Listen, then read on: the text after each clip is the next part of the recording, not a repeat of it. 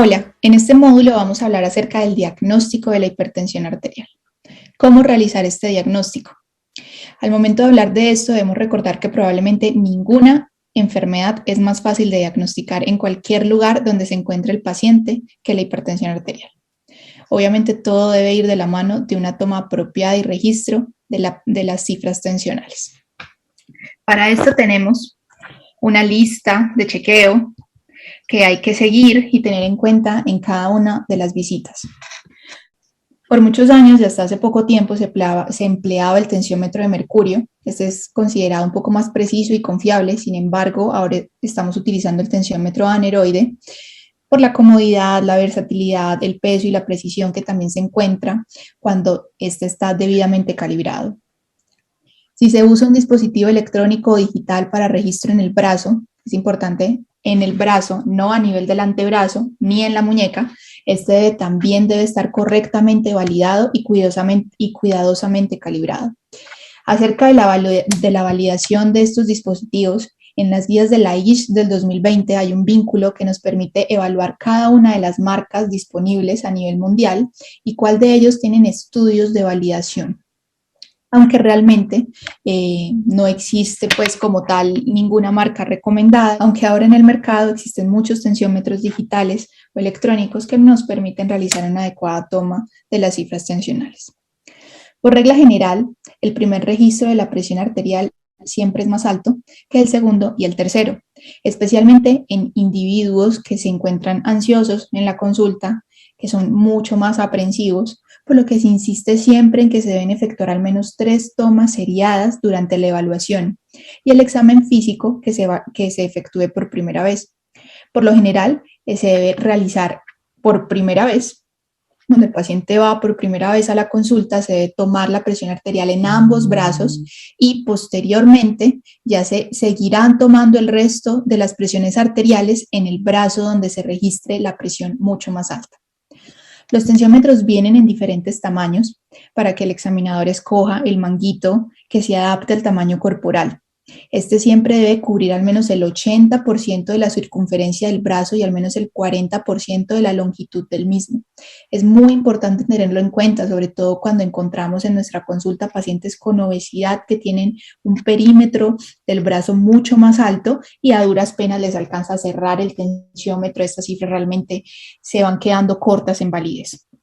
La presión arterial sistólica corresponde a la fase 1 de los ruidos de Korkov, que coincide con el primero de 2 o más sonidos que se perciben con el fonendoscopio al desinflar el manguito lentamente. Debe ser lentamente y a un ritmo de 2 milímetros de mercurio en promedio por segundo. La presión arterial diastólica, por otro lado, es el último de los sonidos, que sería la fase 5 del flujo arterial turbulento. Al momento de registrar estas medidas, estas deberán ser obtenidas en ambos brazos, preferiblemente de manera simultánea. Si hay inconsistencias entre la medida obtenida en ambos brazos de más de 10 milímetros de mercurio, en medidas repetidas, siempre deberá utilizarse el brazo con el valor más alto, como ya les mencionaba, para seguir recolectando los datos en visitas posteriores. Si existen diferencias de más de 20 milímetros de mercurio entre brazo y brazo, se deberán iniciar investigaciones adicionales. El diagnóstico de la hipertensión no debería realizarse en una única visita al consultorio. Generalmente, siempre deben realizarse entre 2 a 3 consultas con un intervalo de 1 a 4 semanas para confirmar el diagnóstico de hipertensión arterial. En caso de que el paciente tenga un valor de cifras tensionales mayor o igual a 180 milímetros de mercurio de tensión arterial sistólica y mayor o igual a 110 milímetros de mercurio de tensión arterial diastólica con evidencia de enfermedad cardiovascular, en este caso sí podríamos ya etiquetar de una vez al paciente con hipertensión y empezar las estrategias de manejo. Dentro de lo posible, el diagnóstico debería ser confirmado por una medida tomada fuera del consultorio. Hay que tener en cuenta que existen muchos factores adicionales, la ansiedad del paciente en este tiempo de COVID, de salir de casa, ir a un centro de salud, llegan tarde, la facturación, esperar en la sala con otros pacientes, es algo que torna torna ansioso al paciente, entra aprensivo al consultorio. Obviamente todo esto tiene un reflejo a nivel fisiopatológico, la elevación de catecolaminas, todas las hormonas relacionadas con el estrés, ¿cierto? Donde podemos encontrar una elevación en las cifras tensionales. Por eso es muy importante tener en cuenta que existen en este momento, ¿sí?, dos maneras que podríamos utilizar que nos pueden apoyar en el diagnóstico de una hipertensión arterial. La primera, el monitoreo de presión arterial en casa o el AMPA, o el monitoreo ambulatorio de presión arterial en 24 horas, que es el que se realiza pues de manera sistematizada, ¿cierto? Si se realiza bajo el AMPA, ¿cierto?, se le puede recomendar al paciente que ojalá deba realizarse durante 3 a 7 días antes de la consulta, un monitoreo en la mañana y en la noche, tomar 2 medidas de la tensión arterial en cada ocasión con 1 minuto de intervalo de diferencia, y ya en caso de que el paciente necesite realizar un seguimiento a largo plazo, ya tenga el diagnóstico de hipertensión, bastaría con 1 o 2 medidas por semana o al mes para evaluar cómo va el control de este paciente. Estas cifras tensionales se toman como alteradas cuando hay un promedio por día mayor o igual a 135-85 milímetros de mercurio. Estamos hablando del paciente que se hace un AMPA en la casa. Es un paciente que tiene un dispositivo electrónico digital o tiene un tensiómetro anaeroide y puede realizar un seguimiento de estas cifras tensionales. No se toma como válido el que se hace, ¿cierto?, el afinamiento de presión arterial. No se toma como válido como parte del diagnóstico de hipertensión arterial, ¿cierto? Ya si no existen otras medidas adicionales, pues bueno, sería lo que tendríamos a la mano, ¿sí? Pero realmente se prefiere más en casa. Si se realiza un mapa, deberá evaluar un monitoreo de varias tomas con intervalos entre 15 a 30 minutos durante el día y la noche. Es muy importante tener en cuenta a la hora de la lectura del monitoreo ambulatorio de presión arterial en 24 horas que deben haber al menos 20 mediciones válidas diurnas y 7 nocturnas. Si son reportadas menos de estas, se deberá considerar repetir el examen y en este caso se toma como indicativo mediciones de cifras tensionales mayores o iguales a 130-80 milímetros de mercurio, que sería el criterio primario, o una presión diurna mayor o igual a 135-85 milímetros de mercurio y nocturna mayor o igual de 120-70 milímetros de mercurio, que sería lo que hablaría de un patrón no Doppler. ¿Por qué sigue siendo considerado importante evaluar la tensión arterial ambulatoriamente? Es muy importante porque no solamente nos ayuda a identificar el paciente con hipertensión esencial, sino que también existen otras formas de hipertensión que se han vinculado con más riesgo cardiovascular o con predisposición al desarrollo de hipertensión, como es el caso de los pacientes con hipertensión de bata blanca o enmascarada. En relación a la hipertensión de bata blanca, se estima que aproximadamente el 10 al 30% de los que consultan por elevación de cifras tensionales tienen una hipertensión de bata blanca. Se ha estimado que estos sujetos tienen un riesgo cardiovascular moderado per se, sin ser diagnosticados por hipertensión. Solo por tener una hipertensión de bata blanca tienen un riesgo cardiovascular moderado comparados con los normotensos o con una hipertensión arterial sostenida incluso. En caso de que se realice una estimación del riesgo cardiovascular y este sea bajo y no se confirme daño en órgano blanco, no es necesario prescribir tratamiento, pero una vez se realiza la evaluación completa del paciente y se confirme que haya un compromiso de órgano asociado a la hipertensión o que tenga algún otro compromiso metabólico y estimando un score de Framingham ajustado a la población colombiana que le dé más del 10%, ese paciente debería estar bajo tratamiento antihipertensivo, al menos a bajas dosis. Con relación a la hipertensión enmascarada, existen datos que reportan un 10 a 15% de prevalencia. Estos sujetos, por otro lado, sí tienen mayor riesgo cardiovascular, por lo que de ser identificado se debe iniciar tratamiento. La hipertensión enmascarada, recordemos que es aquella que se presenta por fuera del consultorio, por lo que realmente, a menos de que uno no la sospeche o el paciente llegue diciendo, doctora, pero es que ya me toman la presión en la casa y me sale alta. Entonces, ese caso, estos pacientes deberían obviamente estar bajo tratamiento antihipertensivo. Las mediciones de las cifras tensionales se pueden realizar y establecer por 3 métodos, ¿cierto? Como ya habíamos hablado, el método auscultatorio, automatizado a intervalos variables y el mapa en 24 horas. Cuando comparamos el rendimiento diagnóstico en términos de sensibilidad, especificidad y valores predictivos, se ha encontrado un mayor rendimiento del mapa, ya que el método auscultatorio tiene aproximadamente 25% de falsos positivos y negativos. Así que de esta manera realmente se disminuye mucho el error diagnóstico al realizar un mapa. Ya sabemos las condiciones que hay que tener para realizar una adecuada toma de presión arterial en el consultorio. Y no mencionamos también que el paciente debe estar en reposo al menos durante 5 a 10 minutos, debe estar sentado en una silla con respaldar, con los pies apoyados en el suelo, no debe haber tomado bebidas con contenido de cafeína en la última hora, ni haber, o haber ingerido alguna comida en las últimas 2 horas también, ojalá, que debe tener la vejiga vacía, ¿sí? Y el paciente debe estar en silencio, por lo que realmente, si somos realmente sinceros en la consulta, son pacientes que llega, uno tiene 20 minutos de consulta, algunos mucho menos. En medio del examen físico, el paciente se le va interrogando, el paciente habla, comenta sus dolencias, la presión se toma de manera rápida, no se toma el tiempo de dejar al menos el descenso de 2 milímetros por segundo, sino que eso le boleamos le boleamos pues ahí al manguito hasta que eso sube y vuelve y baja y lo que alcanzamos a escuchar, entonces realmente esto tiene mucha tasa de errores. La recomendación de las guías de práctica clínica de las guías colombianas de hipertensión en el 2017 establecen que toda persona sin diagnóstico de hipertensión y que tiene cifras tensionales por encima de 135 a 150 de tensión arterial sistólica y más de 85 a 95 milímetros de mercurio de tensión arterial diastólica, debería solicitarse un mapa. Y eso es una recomendación fuerte a favor. Y aunque los costos de la realización del mapa pueden ser elevados e incrementarían el uso de recursos dirigidos a su implementación, se debe tener en cuenta que el costo de esta tecnología ha bajado muchísimo, siendo actualmente inferior al de otras tecnologías ampliamente utilizadas en el nivel básico de atención.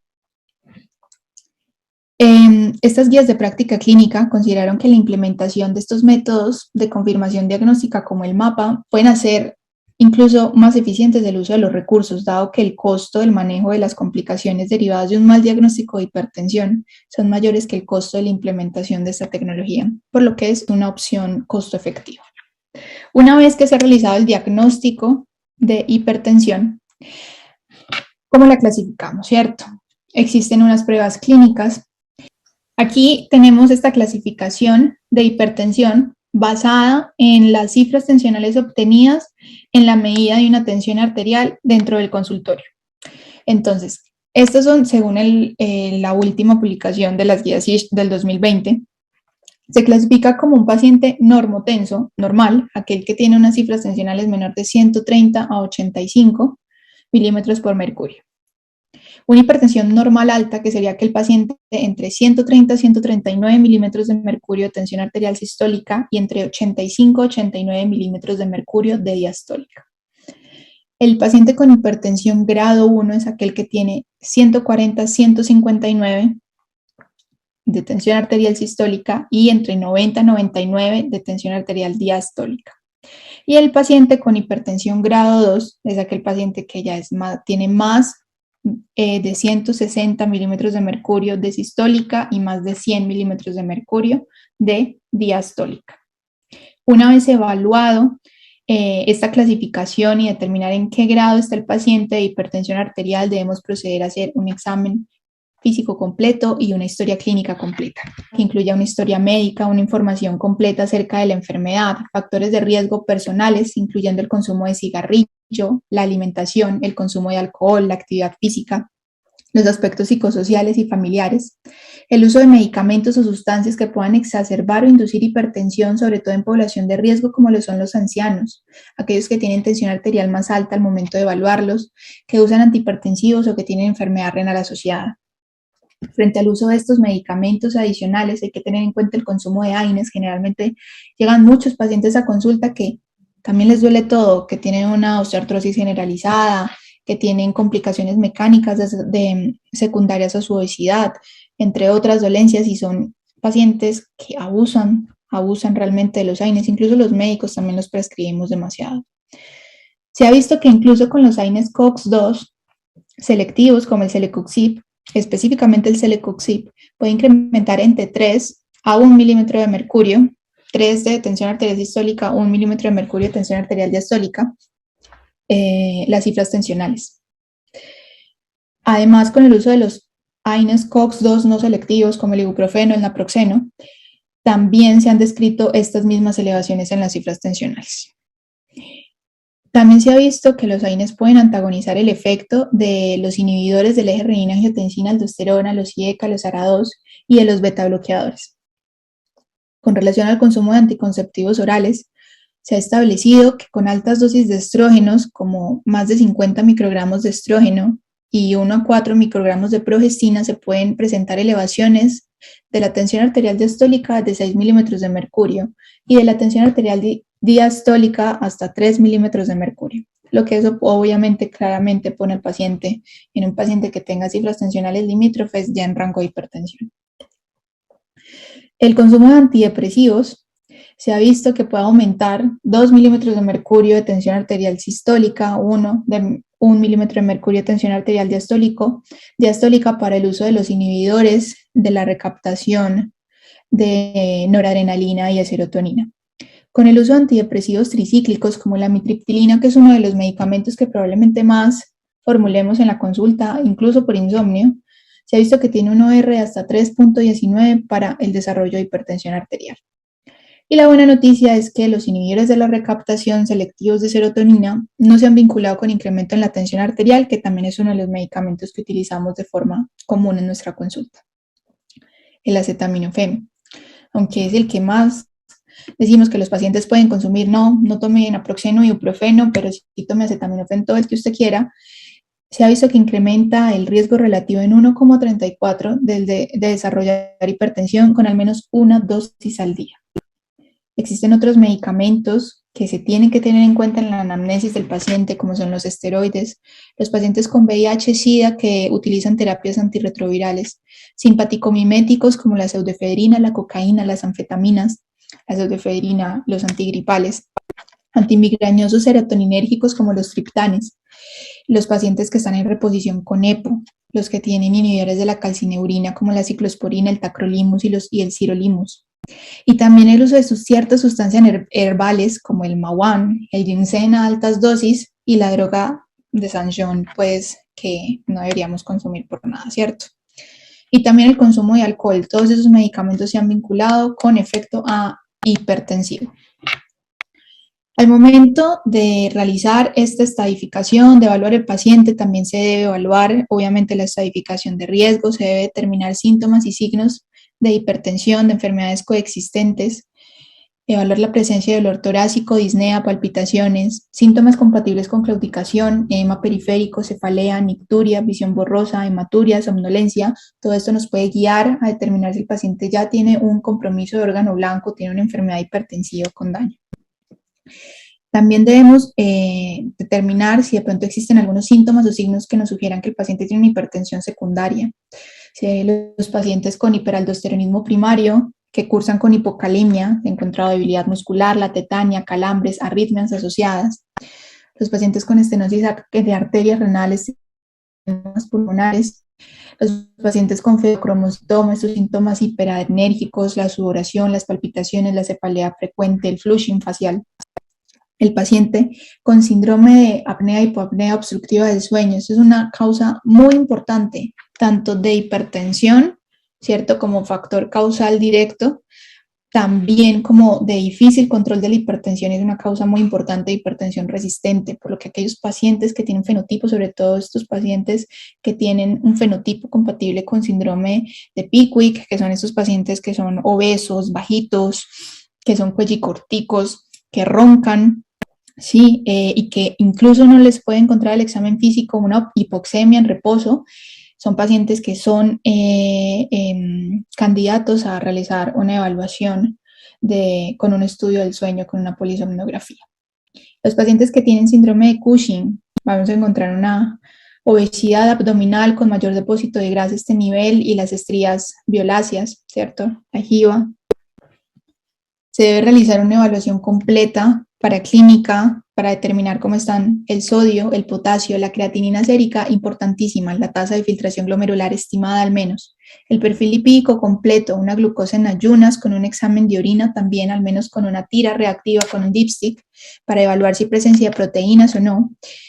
Y un electrocardiograma de 12 derivaciones que nos sirve mucho para determinar si hay coexistencia de arritmias, signos de hipertrofia ventricular izquierda y enfermedad coronaria isquémica, todos ellos para determinar si el paciente ya tiene una enfermedad hipertensiva asociada.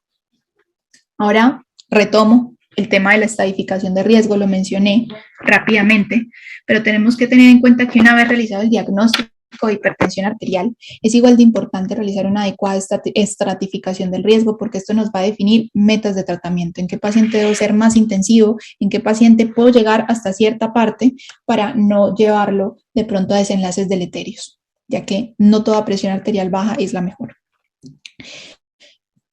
Antes de buscar factores de riesgo adicionales, vuelvo e insisto, no hay que olvidar que la relación entre hipertensión arterial y eventos cardiovasculares es continua, exponencial e independiente de la existencia de otros factores de riesgo adicionales, por lo que obviamente hay que realizar una adecuada tamización de los pacientes o una adecuada medición una vez el paciente ya es hipertenso en los controles para realmente estimar cuáles son las cifras tensionales que maneja y hasta qué punto debo ser intensiva con este paciente. Se calcula que los aumentos entre 5 a 6 milímetros de mercurio en la presión arterial incrementan el riesgo cardiovascular de 20 al 25%. Una vez tenemos esta historia clínica completa, vamos a entrar a hablar un poco más de la estratificación de riesgo, que fue algo que mencioné rápidamente, ¿cierto? Tenemos que tener en cuenta que una vez realizado el diagnóstico de hipertensión arterial es igual de importante realizar esta estratificación, ya que con esto vamos a marcar pautas frente al inicio o cambio de cualquier terapia farmacológica y las recomendaciones no farmacológicas que se deben evaluar en el paciente. Pero antes de buscar factores de riesgo adicionales, no hay que olvidar que la relación entre la hipertensión arterial y los eventos cardiovasculares sigue siendo continua, exponencial e independiente de la existencia de otros factores de riesgo, por lo que realmente la medición apropiada y la categorización de las cifras tensionales de los pacientes es vital, porque con esto voy a definir qué tan intensivo debo ser para bajar estas cifras tensionales. Se calcula que los aumentos entre 5 a 6 milímetros de mercurio de la presión arterial incrementan el riesgo cardiovascular entre un 20 a 25%. En las personas entre los 40 y los 70 años, cada incremento en 20 milímetros de mercurio de la sistólica o en 10 milímetros de mercurio de la diastólica multiplica por 2 el riesgo de enfermedad cardiovascular entre los rangos entre 115-75 incluso hasta 185-115, por lo que realmente sí debemos evaluar qué rangos voy a manejar en cada paciente, porque ya se ha visto que cifras tensionales por debajo de 120-70 también son deleterias y llevan al paciente a hipotensión y a otros riesgos innecesarios. Además, el aumento en 7 milímetros de mercurio de presión arterial diastólica, solamente hablando de hipertensión diastólica, incrementa 10 a 20 veces el riesgo de accidente cerebrovascular, por lo que estas elevaciones aisladas también son importantes y se deberían tratar. Frente a los factores de riesgo cardiovascular, se ha visto que más del 50% de todos los pacientes con hipertensión tienen factores de riesgo adicionales. Es raro encontrar un paciente hipertenso solito que no tenga nada más alterado. Dentro de los más frecuentes se han vinculado la diabetes tipo 2 entre un 15 a 20% de la población, los trastornos relacionados con el metabolismo de los lípidos, una elevación en el colesterol LDL, de los triglicéridos también, incluso hasta el 30%, la presencia de sobrepeso, obesidad que puede llegar hasta el 40%, hiperuricemia en un 25%, y si hablamos ya de la coexistencia de una hipertensión, alteraciones en la glucosa, disglucemia solamente en ayunas, o la elevación del perímetro abdominal, hablamos ya de un síndrome metabólico que puede estar incluso hasta el 50% de todos los pacientes, sin hablar de aquellos que tienen estilos de vida no saludables, la presencia de tabaquismo, ingesta de alcohol y estilo de vida sedentaria. Adicionalmente a los factores de riesgo mencionados previamente, existen otros adicionales que deberían ser tomados en cuenta a la hora de estadificar al paciente. Se ha visto entonces que per se los pacientes de más de 65 años, que sean hombres, que tengan una frecuencia elevada por encima de 80 latidos por minuto, que tengan historia familiar de enfermedad cardiovascular precoz o hipertensión, que tengan una menopausia de inicio temprano y que obviamente tengan factores socioeconómicos y psicosociales asociados, también se han vinculado como mayor riesgo cardiovascular. La presencia de uno o más factores aumenta proporcionalmente el riesgo de enfermedad arterial coronaria, cerebrovascular, enfermedad renal en pacientes hipertensos. Y es aquí donde las herramientas de estratificación de riesgo cardiovascular cobran importancia, porque es a partir de estas que puedo objetivizar el riesgo de hipertensión, el riesgo cardiovascular de estos pacientes. Cuando no es tan obvio, ¿cierto? Porque en el caso de que un paciente sea hipertenso o solamente sea diabético, y automáticamente ya es un paciente que es de alto riesgo, independientemente de que tenga un adecuado control incluso, ¿cierto? Al utilizar estas herramientas, y esta es una forma que podemos objetivizar realmente el riesgo de los pacientes, hay que recordar que no todas están validadas en población colombiana, ¿cierto? Que existen otras escalas como el ACC-CVD, el SCORE-2, escalas también, herramientas que salieron desde el 2013, que se utilizan mucho en las guías europeas, pero que no pueden ser utilizadas porque los resultados no son extrapolables a nuestra población, ¿cierto? Entonces, ¿qué herramienta utilizar? Esta recomendación es salió publicada en la revista colombiana de cardiología en el 2018 sobre el abordaje diagnóstico y terapéutico de los pacientes con hipertensión. Y aquí nos hablan que la escala de Framingham, que está obviamente ajustada a población colombiana, ya sabemos que el nombre se multiplica por 0.75, sobreestima el riesgo en la población colombiana. Que la PROCAM, que es un poco mucho más compleja, la solita, la convencional, sobreestima el riesgo en pacientes de alto riesgo, pero que aquella que se utiliza discriminada por sexo discrimina bien los pacientes de bajo riesgo y riesgo moderado, pero que no ocurre igual que en los pacientes de alto riesgo. Por lo que realmente todo nos va a dar un riesgo mayor, ¿sí? Que al fin y al cabo, bueno, es mejor actuar por exceso que por defecto, ¿cierto? Las otras escalas deben ser validadas, como ya les mencioné, ¿sí?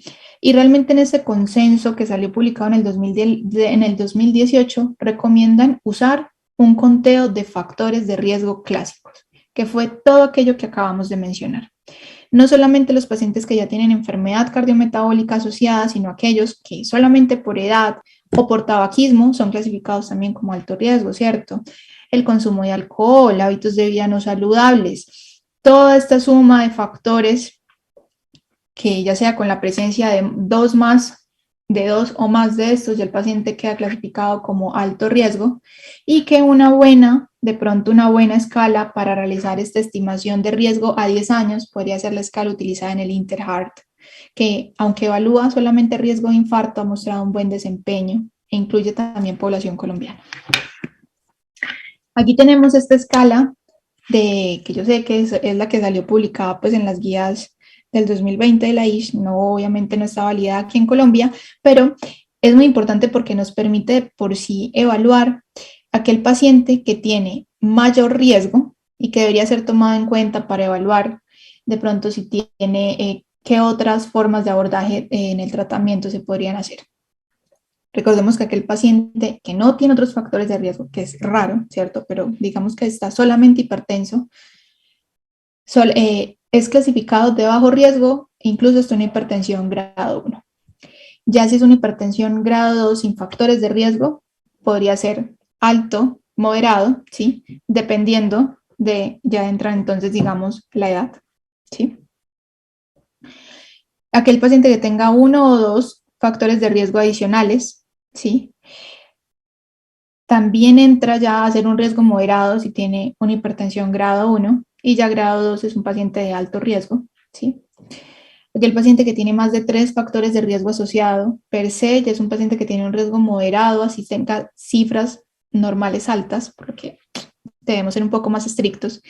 Y ahí está el paciente que tiene un daño de órgano blanco mediado por hipertensión, que tiene enfermedad previa o que tiene otros factores de riesgo asociado como la diabetes o enfermedad cardiovascular manifiesta, y es un paciente de alto riesgo.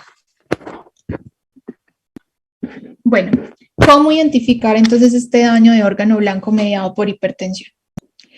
Realmente es el que corresponde básicamente al cerebro, corazón, riñón, arterias periféricas y centrales y afectación ocular.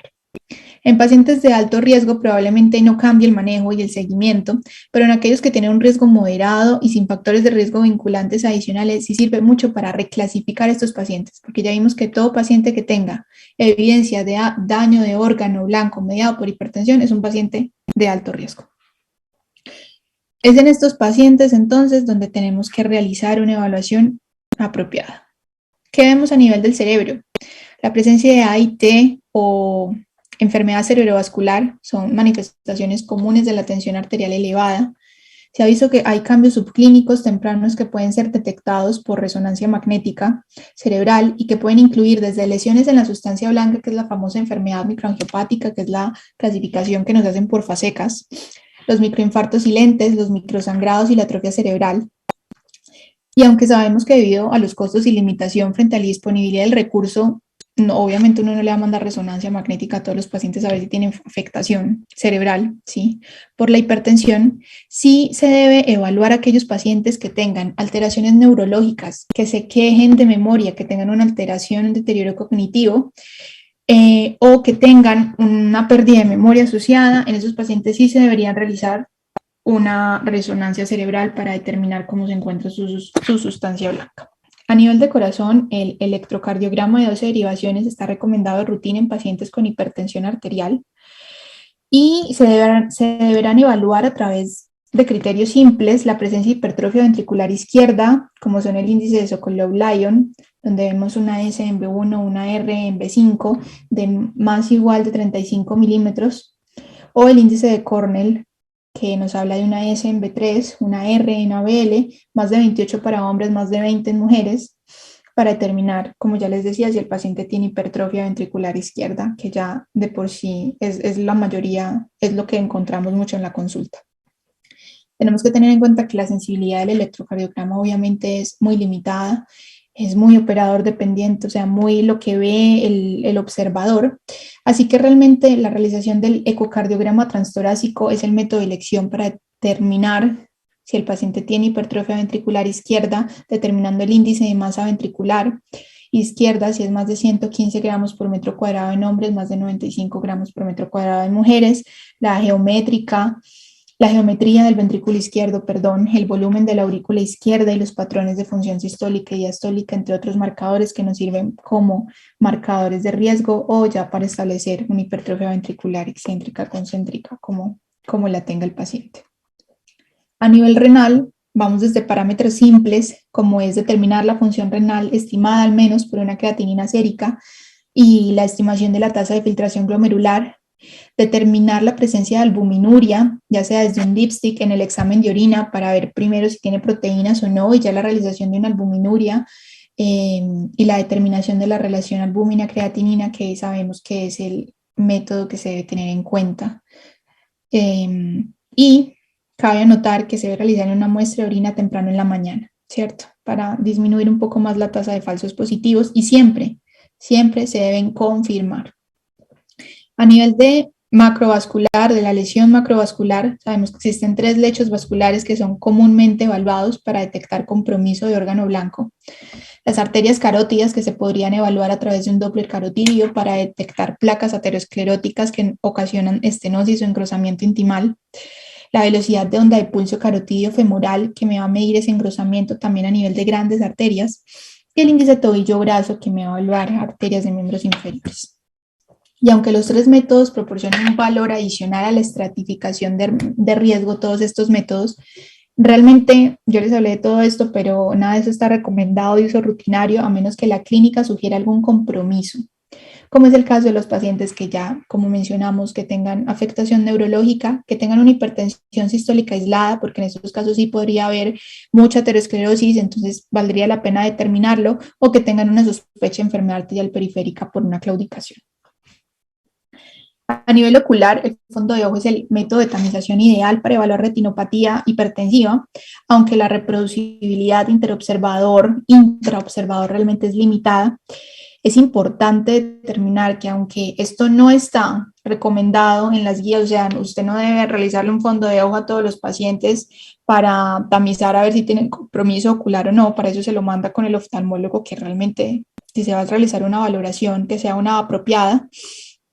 Es muy importante cuando el paciente llega con una urgencia o con una emergencia hipertensiva. En este caso, uno sí debería realizar un fondo de ojo a todos los pacientes para detectar si hay hemorragias retinales, microneurismas, papiledema, sobre todo en aquellos pacientes con hipertensión maligna acelerada.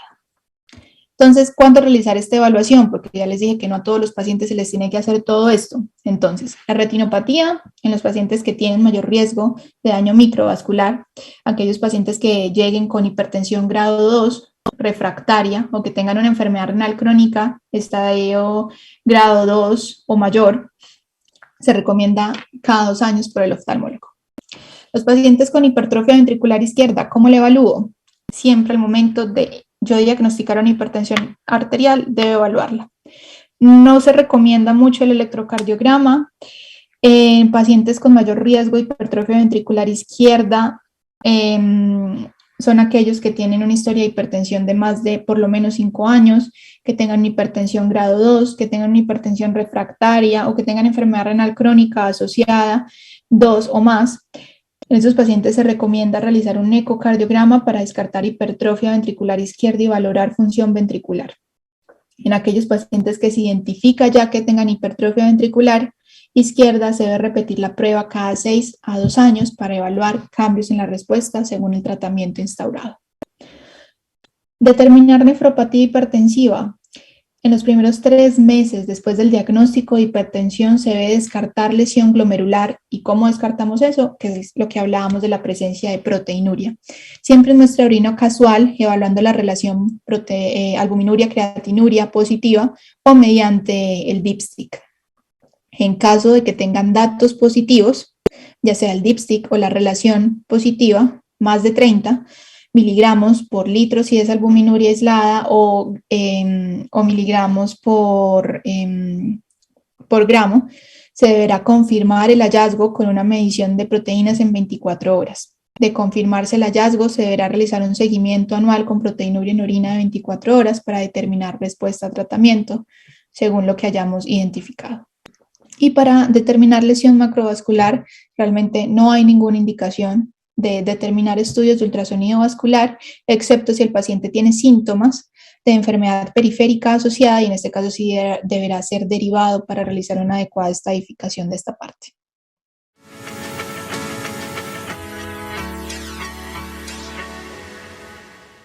Telesalud. Salvamos vidas a través de la tecnología.